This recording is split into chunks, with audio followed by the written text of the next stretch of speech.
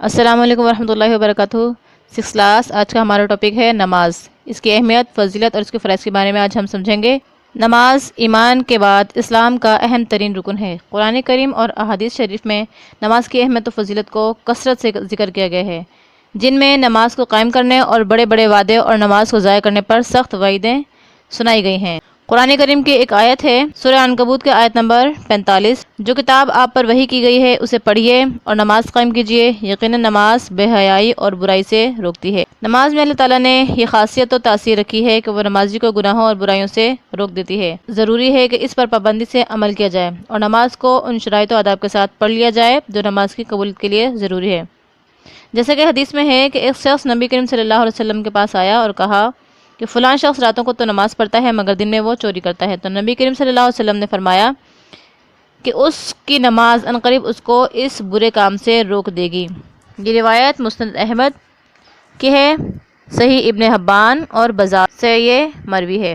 نماز کے متعلق سورہ بقرہ کی ایک اور آیت نمبر 153 ہے، اے ایمان والو، صبر اور نماز کے ذریعے مدد چاہو، بے شک اللہ تعالیٰ صبر کرنے والوں کے ساتھ ہے۔ جب بھی کوئی پریشانی یا مصیبت سامنے آتی ہے تو مسلمانوں کو چاہیے کہ وہ اس پر صبر کریں اور نماز کا خاص طور پر اہتمام کریں۔ ہم نماز کا اہتمام کر کے اللہ تعالیٰ سے تعلق قائم کر سکتے ہیں۔ نبی کریم صلی اللہ علیہ وسلم بھی پریشانی کے وقت نماز کی طرف متوجہ ہوتے تھے۔ ایک حدیث میں ہے کہ حضرت حذیفہ فرماتے ہیں کہ نبی کریم صلی اللہ علیہ وسلم کو جب بھی کوئی اہم معاملہ پیش آتا تو آپ صلی اللہ علیہ وسلم فوراً نماز کا اہتمام فرماتے، اور یہ روایت ابو داؤد مسند احمد کی ہے۔ نبی کریم صلی اللہ علیہ وسلم فرض نمازوں کے علاوہ نماز تہجد، نماز اشراق، نماز چاشت، تحیۃ الوضو اور تحیۃ المسجد۔ تحیۃ الوضو یعنی کہ وضو کا تحفہ جو ہم 2 نفل پڑھتے ہیں، اور تحیۃ المسجد جب ہم مسجد جاتے ہیں تو مسجد کا تحفہ یعنی کہ 2 نفل تب بھی پڑھتے ہیں۔ ان سب کا اہتمام نبی کریم صلی اللہ علیہ وسلم خاص طور پر فرماتے تھے۔ ایک اور طریقہ تھا نبی کریم صلی اللہ علیہ وسلم کا، ان خاص مواقع کے علاوہ، ان خاص اوقات کے علاوہ نبی کریم صلی اللہ علیہ وسلم اپنے رب کے حضور توبہ استغفار کے لیے نماز ہی کو ذریعہ بنایا کرتے تھے۔ سورج گرہن کی نماز ہوتی ہے، چاند گرہن کی نماز ہوتی تھی، سورج گرہن یا چاند گرہن ہوتا تو مسجد تشریف لے جاتے، زلزلہ، آندھی یا طوفان، حتیٰ کہ تیز ہوا بھی چلتی تو مسجد تشریف لے جاتے اور جا کر نماز میں مشغول ہو جاتے۔ فاقہ کی نوبت آتی یا کوئی دوسری پریشانی آتی تو بھی مسجد تشریف لے جاتے تھے۔ سفر سے واپسی ہوتی تو بھی پہلے مسجد جا کر نماز ادا کرتے تھے۔ اس لیے ہمیں بھی چاہیے کہ ہم نماز کا خاص طور پر اہتمام کریں، ہر لحاظ سے، ہر چھوٹے سے چھوٹے مسئلے پر، ہر بڑی سے بڑی خوشی ہو، چھوٹی سے چھوٹی خوشی ہو، بڑے سے بڑا مسئلہ ہو، تو ہم سب سے پہلے اپنی نماز کا اہتمام کریں، کیونکہ یہی طریقہ نبی ہے، طریقہ نبوی اور سنت نبوی ہے۔ نماز کی پابندی کرنے سے بندہ اللہ تعالیٰ کے بہت زیادہ قریب ہو جاتا ہے، جیسا کہ نبی کریم صلی اللہ علیہ وسلم نے فرمایا، بندے کو اللہ تعالیٰ کا سب سے زیادہ قرب سجدے کی حالت میں حاصل ہوتا ہے۔ غرض اللہ تعالیٰ کے حکام کو بجا لانے، خاص کر نماز کا اہتمام کرنے سے اللہ تعالیٰ بندے کے ساتھ ہو جاتا ہے۔ سورۃ المومنون کے آیت نمبر 10 اور 11 میں یہی ہے، یقیناً ان ایمان والوں نے فلاح پائی جو اپنی نماز میں خشوع کرتے ہیں اور جو اپنی نمازوں کی خبر رکھتے ہیں، یہی وہ وارث ہیں جنت الفردوس کے، جہاں وہ ہمیشہ رہیں گے۔ ان آیات میں کامیابی پانے والے مومنین کی 6 صفات بیان کی گئی ہیں۔ پہلی صفت خشوع خضوع کے ساتھ نمازیں ادا کرنا، اور پھر آخری صفت ہے نمازوں کی پوری طرح حفاظت کرنا۔ اس سے ظاہر ہوتا ہے کہ نماز کا اللہ تعالیٰ کے پاس کیا درجہ ہے، اور ہم مسلمانوں کی بھی کیا شان ہے کہ اللہ تعالیٰ نے زندگی دی ہے، اختتام بھی ہے ہمارا تو نماز سے ہے، یعنی جب ہم لوگ سمجھدار ہو جاتے ہیں، بالغ ہو جاتے ہیں تو نماز ہم پر فرض کی گئی ہے، اور ہمارا اختتام، ہمارا جنازہ بھی نماز سے ہی ہوگا۔ اس آیت میں کیا شان بیان کی ہے اللہ تعالیٰ نے نماز کی، کہ مومنین کی صفات کو نماز سے ہی شروع کر کے نماز ہی پر ختم فرما دیا۔ اس کے بعد اللہ تعالیٰ نے ارشاد فرمایا کہ یہی وہ لوگ ہیں جو جنت کے وارث ہیں، یعنی حقدار ہوں گے جنت الفردوس، جو جنت کا اعلیٰ حصہ ہے جہاں سے جنت کی نہریں جاری ہوں گی۔ غرض جنت الفردوس کو حاصل کرنے کے لیے نماز کا اہتمام حد سے زیادہ ضروری ہے۔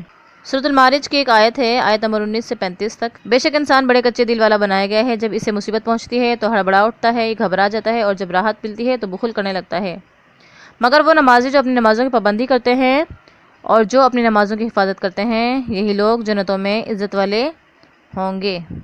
رسول اللہ صلی اللہ علیہ وسلم نے ارشاد فرمایا، قیامت کے دن آدمی کے اعمال میں سب سے پہلے فرض نماز کا حساب لیا جائے گا۔ اگر نماز درست ہوئی تو وہ کامیاب و کامران ہوگا، اور اگر نماز درست نہ ہوئی تو وہ ناکام و خسارہ میں ہوگا۔ یہ روایت ترمذی کی ہے، ابن ماجہ، نسائی، ابو داؤد اور مسند احمد کی ہے۔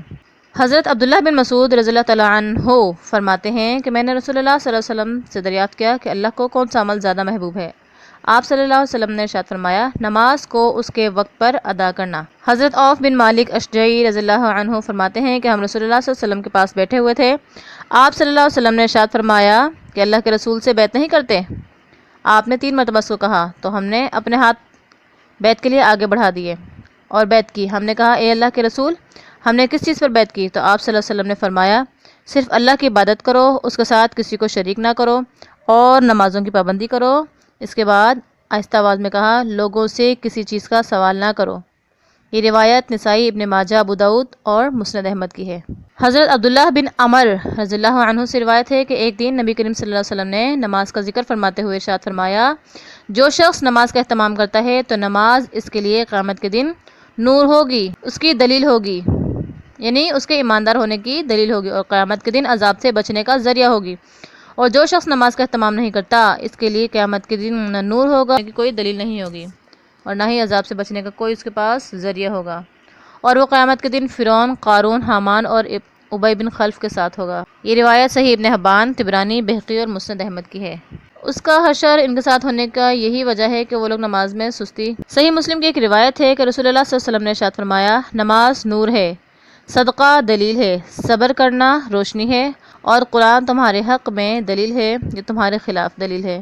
یعنی اگر اس کی تلاوت کی اور اس پر عمل کیا تو یہ تمہاری نجات کا ذریعہ ہوگا، ورنہ تمہاری پکڑ کا ذریعہ ہوگا۔ حضرت معاذ بن جبل رضی اللہ تعالیٰ عنہ فرماتے ہیں کہ میں ایک سفر میں نبی کریم صلی اللہ علیہ وسلم کے ساتھ تھا۔ ایک دن میں آپ کے قریب تھا، ہم سب چل رہے تھے۔ میں نے کہا، اے اللہ کے پیغمبر، آپ مجھے ایسا عمل بتا دیجیے جس کی بدولت میں جنت میں داخل ہو جاؤں اور جہنم سے دور ہو جاؤں۔ آپ صلی اللہ علیہ وسلم نے فرمایا، تم نے بڑی بات پوچھی ہے، لیکن اللہ تعالیٰ جس کے لیے آسان کر دے اس کے لیے آسان ہے۔ اللہ کی عبادت کرو، اس کے ساتھ کسی کو شریک نہ کرو، نماز قائم کرو، زکوٰۃ دو، رمضان کے روزے رکھو، اور اللہ کے گھر کا حج کرو۔ پھر آپ صلی اللہ علیہ وسلم نے فرمایا کہ میں تمہیں اس معاملے کی اصل، اس کا ستون اور اس کی عظمت نہ بتا دوں؟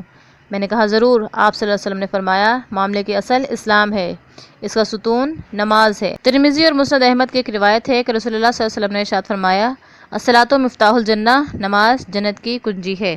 ابو داؤد کی ایک روایت ہے کہ رسول اللہ صلی اللہ علیہ وسلم نے ارشاد فرمایا، اپنے بچوں کو 7 سال کی عمر میں نماز کا حکم کرو، 10 سال کی عمر میں نماز نہ پڑھنے پر انہیں مارو۔ حضرت انس بن مالک رضی اللہ تعالیٰ عنہ فرماتے ہیں کہ شب معراج میں نبی کریم صلی اللہ علیہ وسلم پر 50 نمازیں فرض ہوئیں، پھر کم ہوتے ہوتے 5 رہ گئیں۔ آخر میں اللہ تعالیٰ کی طرف سے اعلان کیا گیا، اے محمد، میرے ہاں بات بدلی نہیں جاتی، لہٰذا 5 نمازوں کے بدلے 50 ہی کا ثواب ملے گا۔ ترمذی کی یہ روایت ہے۔ شریعت جو ہے ہماری پوری کی پوری ہماری اس زمین پر اتری ہے، لیکن نماز ایک ایسا عظیم رکن ہے اسلام کا جس کی فرضیت کا اعلان زمین پر نہیں بلکہ 7 آسمانوں کے اوپر بلند و بالا اعلیٰ مقام معراج کی رات ہوا۔ نیز اس کا حکم حضرت جبرائیل علیہ السلام کے ذریعے نبی کریم صلی اللہ علیہ وسلم تک نہیں پہنچا، بلکہ اللہ تعالیٰ نے فرضیت نماز کا تحفہ بذات خود نبی کریم صلی اللہ علیہ وسلم کو بلا کر دیا۔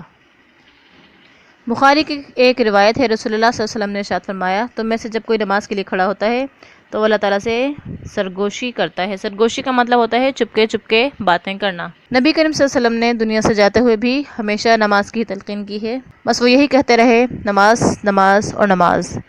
نماز نبی کریم صلی اللہ علیہ وسلم کی آنکھوں کی ٹھنڈک تھی۔ وہ کہتے تھے کہ نماز میری آنکھوں کی ٹھنڈک ہے، نماز جنت کی طرف جانے کا راستہ ہے۔ ایک حدیث ہے، الصلاۃ بین العبد و بین الکفر ترک الصلاۃ، مسلمان اور کافر بندے کے درمیان صرف اور صرف فرق نماز کا ہی ہے۔